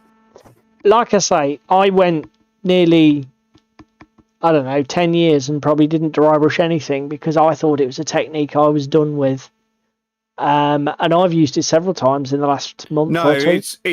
It's certainly not a technique I'm done with. So I will do it and use it. It's just it has a time and a place for me more than it's on the scrapyard of my painting repertoire. Do you see my point? Yeah, just saying it now though. We're going to play this video again in 10 years, and I bet your attitude is very different because I think you'll surprise yourself how much that you will get upskilled and change your approach to everything. It's inevitable. If you actually go through the process of painting stuff, it just changes you. It changes your outlook. It changes your perspective. You upskill yourself. Coming back to Dan's comment, because I don't want to leave tonight before we've talked about this. So, Dan, can you just clarify for chat if you're still here? I hope you are. You say that you used to find painting a chore, but now it's a pleasure, and that's down to YouTube content. And I just wanted to explore, is it because you gained extra skills from watching YouTube content so that what used to be hard was actually you realized, oh, actually this is actually quite easy if I do this, this and this? Or is it actually the quality of the paint jobs people were doing? And yeah, we've got about 5 minutes left, Tim, so we won't be long. Yeah, sorry. Or is it that the quality that you saw inspired you and you rediscovered a love for painting because you saw what was achievable? Could you just give us a little bit of context, Dan, on what it was that flipped that switch for you? Because it's a really interesting thing. While we await Dan's response in chat, yep. Shall we go down to my minicam? We can do. There's not a lot of point in me going to mine because people have seen 9 fully painted ones, and the ones I've just done look exactly the same as them. So my Carnevale is done. Oh, other than bases. Oh, I was going to say those bases aren't done. So here we go. Heads are done. Oh, and a wash on the metallic, but other than that, we're done. Oh, Tim's Lindbergh has made a great point, mate.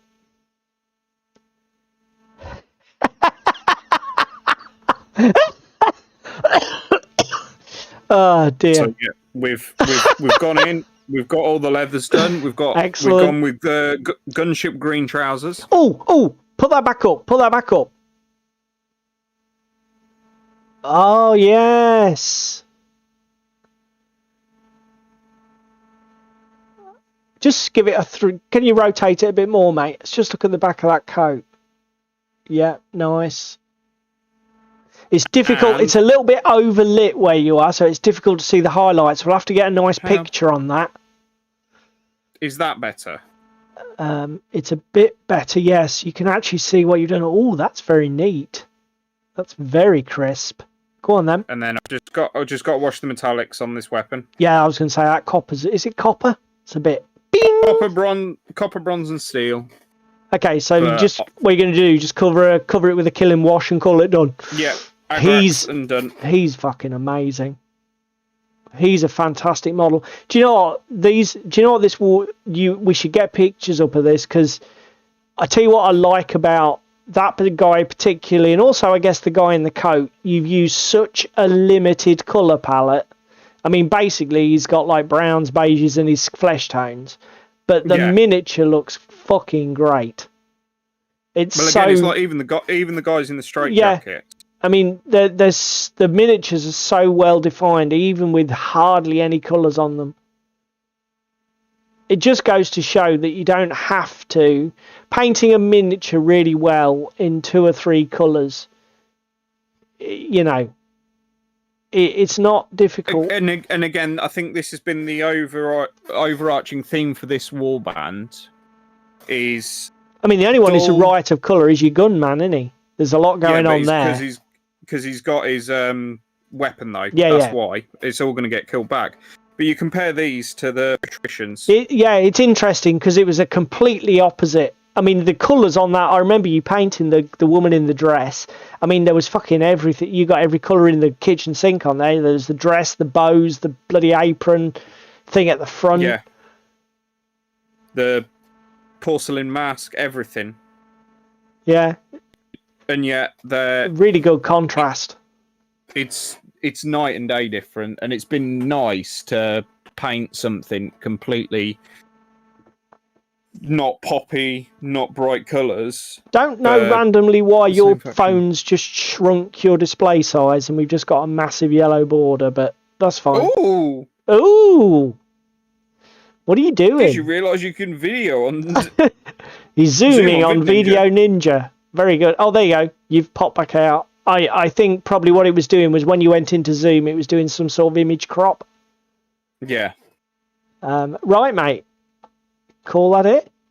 Dan's answered us in the chat there. He's basically put that it's the technique. So I'm guessing what you mean, Dan, is that you watched all the YouTube content and saw all these people doing stuff that you'd thought was a ball ache years ago and thought, actually, that's not as hard as it looks. Or there's an easier way of doing it.